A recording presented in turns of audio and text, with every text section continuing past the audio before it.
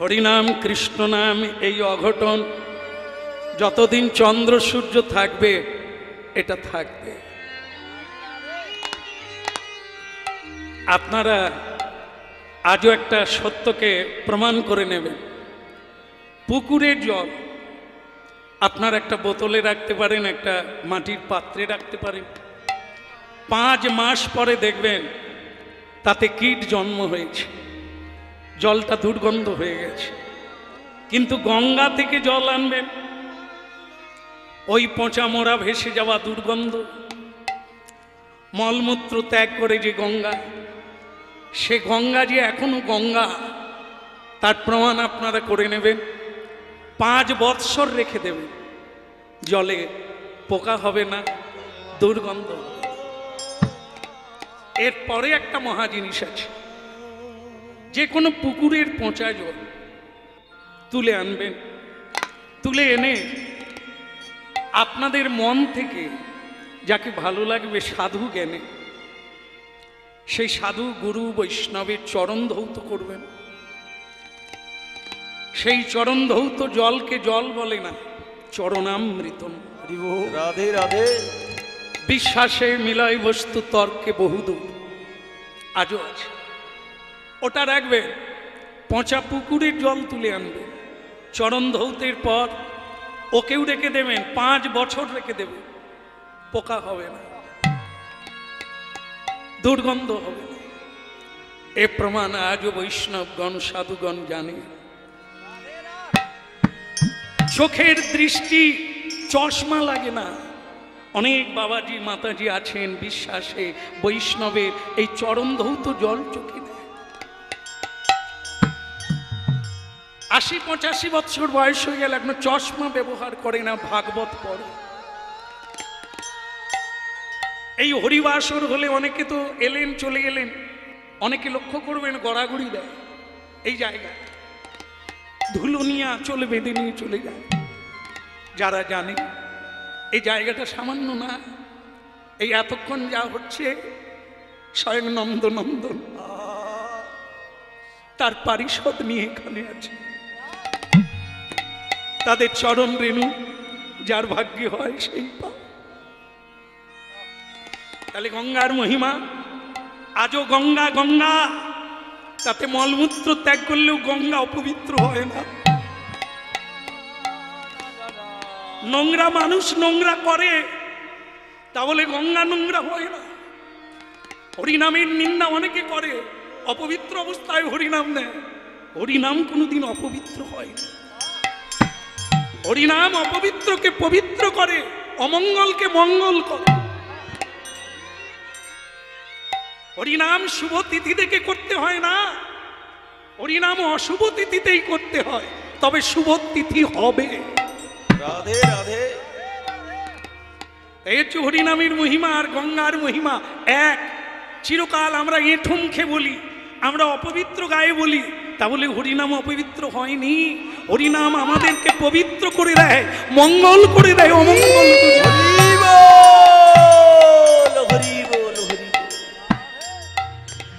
সেই গঙ্গা মা দেখিয়ে যা গেলেন, ওই মেয়েটা জীবনে কাঁদে না, কাঁদিয়েছে, আজ সে কাঁদল।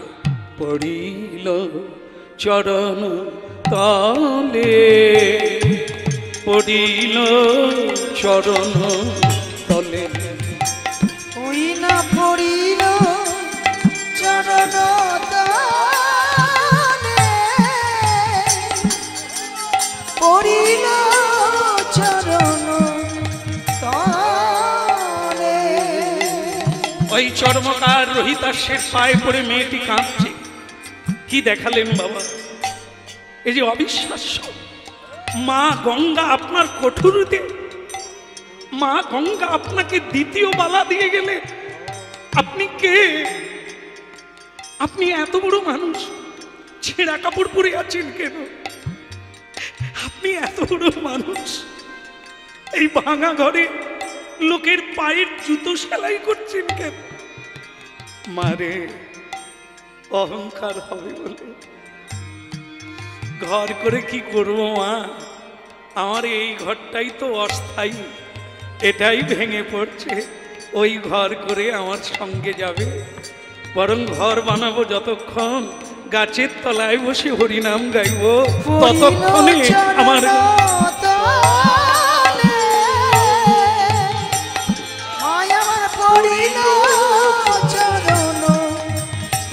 আমাকে আমাকে ক্ষমা করে দেন বাবা, আমার জন্য।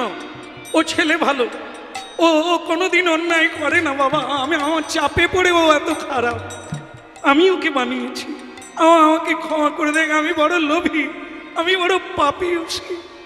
মা, তোমার এই যে এই জানা আর অজানা, 1 সেকেন্ড আগে তোমার ছিল অজানার অন্ধকার, 1 সেকেন্ডে তোমার সকাল হয়ে গেল, জ্ঞান সূর্য উদয় হয়ে গেল। এইটাই তো জীবন, 1 সেকেন্ডে এদিক আর ওদিক। এই তোমার চোখের জল, এই ভুলটা জেনে যাওয়াটাই হচ্ছে তোমার কৃপা। কিন্তু বাবা, আমি যে আপনাকে অনেক গালাগালি করেছি, অনেক অপমান করেছি, এর জন্য ক্ষমা কি করে হবে? আপনি আমার বাবা হয়ে যান, আমাকে দীক্ষা দেন, আমাকে নাম দেন। নাম তো আমার নয়, নাম তাঁর। যা স্নান করে আয়, আমি তোদেরকে দীক্ষা দান করব। ভক্তমণ্ডলী মায়েরা দীক্ষা হলো, দীক্ষার পরে গুরু উপদেশ নিতে হয়। জীবনে আমি কি করব, একটা কিংবা দুটো, পারলে আরো বেশি উপদেশ নিয়ে চলে আসতে হয়, এবার সেটা পালন করতে হয়। বলুন আমাদের উপদেশ কি? প্রথম উপদেশ হলো, গাড়ি নিয়ে এখনই কাশি যাবে, মা বাবাকে তুলে আনবে, তারাই মহাতীর্থ তোদের জীবনে। কতবার চেষ্টা করেছে তোরা হরি বল বল, হাতে তালি দিয়ে গান। আপনি কি করে জানলেন? ওসব বলতে নেই। কি করে জানলাম সেটা কথা নয়, যা বললাম তাই ঠিক কিনা। যা মা বাবাকে তুলে নিয়ে আসবি, তুলে এনে তাদের বাড়িতে রাখবি।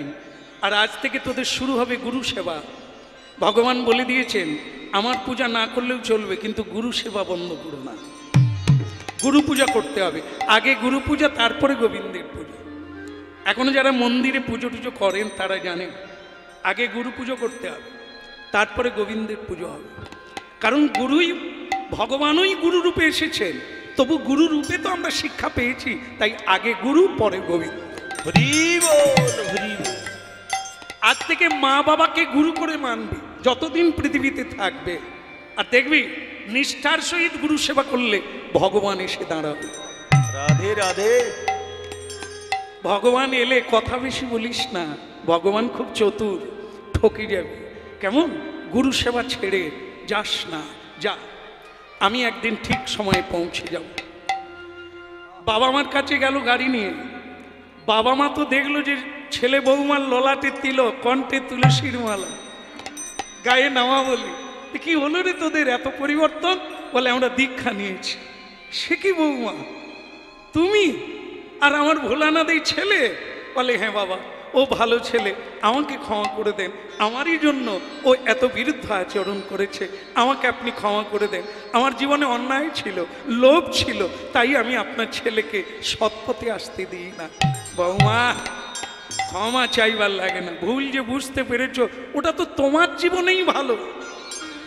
আমি ক্ষমা করলেও কি না করলেও তোমার কোনো যায় আসে না মা। তুমি বুঝতে পারলে তোমার জীবনটাই আলো হয়ে যাবে। এটাই আমি শুনে ভালো লাগলো। কিন্তু আমি জানতে চাই, সে মানুষটাকে যার ছোঁয়া লেগেই তোমাদের বদল হয়ে গেল। বলে ওই যে তেমাতার মোড়ে নাম তার রহিতাস্য, আরে সর্বনাশ, সে তো আমার গুরু। নিদাই গৌর হরি হরি বল, হরি। ওরে তোর মায়ের আমার গুরু তো তিনি, তাই বলো। আমি বলি কোন গাছের ফল এত তাড়াতাড়ি পেকে গেল? রাধে রাধে। এত তাড়াতাড়ি পেকে গেল, এমন গুরু না হলে কেউ পাকে? চিতি সাপ ব্যাং ধরে, চিতি সাপ জানেন তো? আপনারাও জানেন, সব জায়গায় চিতি আছে, ছোট ছোট সাপ। সে কখনো কখনো বড় ব্যাং ধরে ফেলে। ধরলে কি হবে? সাপেরও কষ্ট, ব্যাঙেরও কষ্ট। ট্যাঁ ট্যাঁ, মানে ব্যাং ট্যাঁ ট্যাঁ করছে, সাপ গিলতেও পারছে না, ব্যাং মরছেও না। ট্যাঁ ট্যাঁ, একবার শ্রীরামকৃষ্ণ ঠাকুর পঞ্চবটী বনের দিকে বাহ্যে যাচ্ছে, তার ভাগনা হৃদি ওই লটা লটা যাতে জল থাকে নিয়ে যাচ্ছে, রামকৃষ্ণ যাচ্ছে, মা তারা কই কিরে ও হৃদি, ওরে আয়, বলে মামা এ ট্যাঁ ট্যাঁ কি করে বলো তো, ট্যাঁ ট্যাঁ কে করছে? তো তখন রামকৃষ্ণ বলছে, শালা ওদিকে কান দিস কেন, ও নিশ্চয়ই কোনো সাপ ব্যাং ধরেছে, তুই আয়।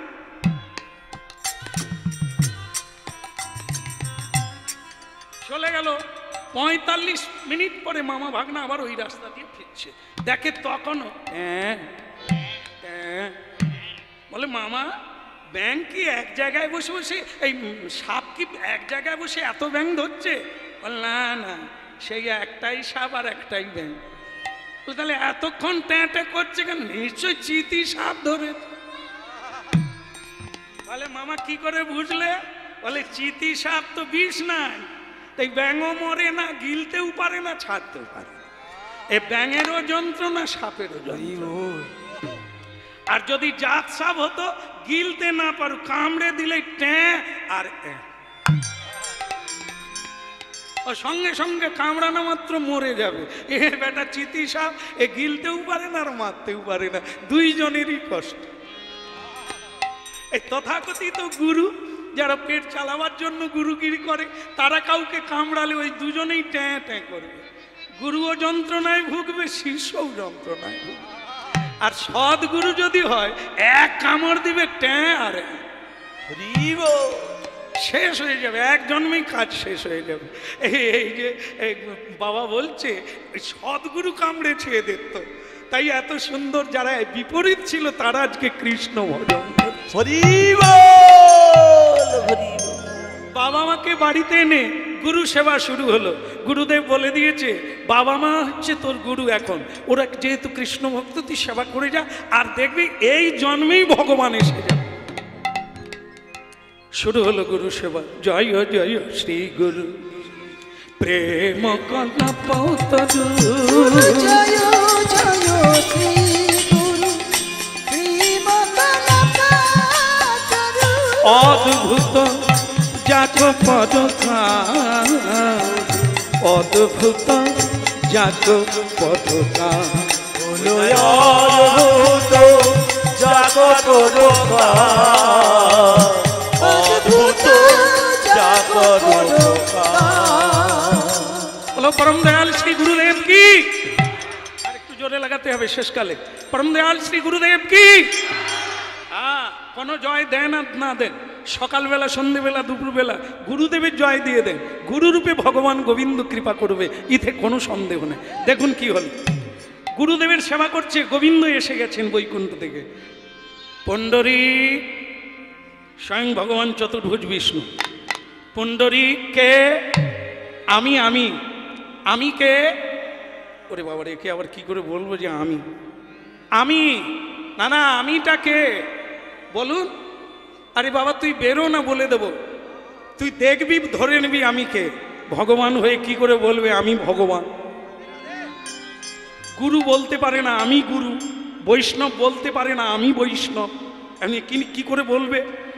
পুণ্ডরিক বারবার বলছে আমি বলে কে, মানে এখন হলে হয়তো আধার কার্ড দেখাতে হতো, ওসব তো নাই। তো ভগবান কি করে বলবে যে আমি তোর ভগবান? তো তখন তিনি বলছেন গুরু সেবা কেন করছিস? বলে গোবিন্দ পাবো বলে। তাহলে তো ধরে নে আমি সে, তোর গুরু সেবায় প্রসন্ন হয়ে আমি এসেছি বাপ, তুই কি বর নিবি চলে আয়। বলে আমার সময় নাই, আমার গুরু সেবা আছে, আমি ছেড়ে যেতে পারবো না, আপনি দাঁড়ান, গুরু সেবা হয়ে গেলে আমি যাব। পৃথিবীতে এমন ভক্ত দেখেছে গুরু সেবা হয়নি, তাই গোবিন্দকে দাঁড়িয়ে থাকতে বলছে, দাঁড়ান আমি পরে যাব। ভগবান মানে অনেক জায়গায় গেছি, এরকম জায়গা আমি পাই, আমাকে বসতেও দেয়নি, কিচ্ছু নয়, বলে দাঁড়ান আমি পরে যাব। ভগবান দাঁড়িয়ে আছে। আবার কিছুক্ষণ বলে পুণ্ডরিক গুরু সেবা হলো, আপনি বড্ড যন্ত্রণা করে, এই নেন একটা ইট, বাংলায় যাকে বলে ইট, আমাদের মহারাষ্ট্রের ভাষায় তাকে বলে বিট। ইট আর বিট একটা বিট ছিল, তাকে এরকম ভগবানের দিকে ছুড়ে দিল, এই না এইটাই দাঁড়ান, আমি গুরু সেবা হলে তারপর বের। কি বললো? দাঁড়াতে বললো না বসতে বললো? দাঁড়াতে বললো। ভগবানকে একটা ইট ছুঁড়ে দিল, কিরকম ভক্তি! ভগবান তবু যায়নি। কেন বলুন তো? খুঁটো গাড়া আছে তো। রাধে রাধে। খুঁটোটাকে গুরু, গুরু সেবা এমনই এক জিনিস, গোবিন্দ পালাতে পারবে না। তাই ইট ছুঁড়ে দিল, আবার বলল কি দাঁড়া। কারণ ভগবান বসতেও পারে না, সেই ইটের উপরে পা দিয়ে কোনো রকম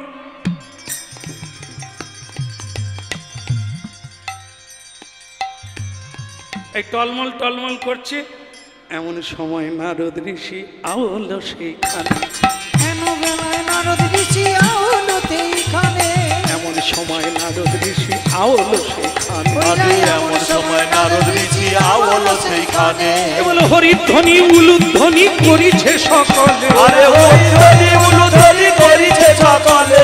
হরিধ্বনি উলুধ্বনি করিছে সকলে। আরে হরিধ্বনি উলুধ্বনি করিছে সকলে।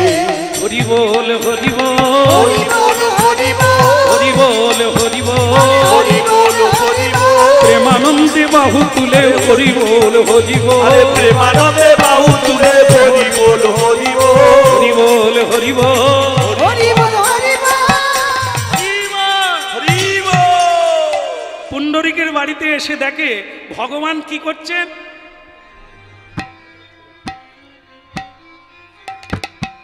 নারদ খালি এরকম করে দেখে। ও প্রভু বলে, কে? নারদ। এই তো, চুপ করে কথা বলো না, গান গেও না। বলে কেন? ভেতরে গুরু সেবা চলছে, চুপ করে দাঁড়িয়ে থাকো। বলে আমি না হয় দাঁড়াবো, কিন্তু আপনি এরকম করছেন কেন? বলে আমাকে দাঁড়াতে বলছে। বলে দাঁড়ান, আপনি নেবে দাঁড়ান। বলে না, ইটের উপরে দাঁড়াতে বলছে।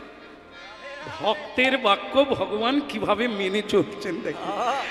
আমরা তার বাক্য মানি না, কিন্তু তিনি ভক্তের বাক্য মেনে চলছেন। দাঁড়াতে বলছেন তাই বসেন, দাঁড়িয়ে আছেন। এমন সময়ে তার গুরু মনে করলো, মানে ওই রোহিতাশ্ব, বলে আমার শিষ্য কেমন আছে একবার দেখে আসি। তিনি ওখানে এসে পৌঁছে গেলেন। এসে দেখে ভগবান এরকম এরকম করছেন, আর নারদ ঋষি মাঝে মাঝে বলছে, প্রভু একটা পিছনে কাঠ দিয়ে দেব। ভগবান বলে, কাঠ দিতে তো বলেনি, তুমি বরং পিছনে দাঁড়াও, পড়ে গেলে ধরে নি। কেমন? তার নারদ এরকম পিছনে বাজাচ্ছে আর এরকম, আর এদিকে ভগবান টলমল করছে। গুরু রোহিতাশ্ব এসে এই দৃশ্য দেখে পুণ্ডরিক কি করেছে, বাইরে ভগবান, দেবর্ষি নারদ, সে বেটা গেছে কোথা?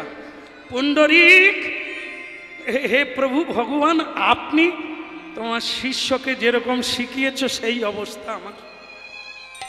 তুমি কথা বলতে না বলেছ তাই বেরোয়নি, আমাকে দাঁড় করিয়ে রেখেছে। বলে ও কি করছে? বলছে তো গুরু সেবা করছে, তুমি যেমন শিখিয়েছ।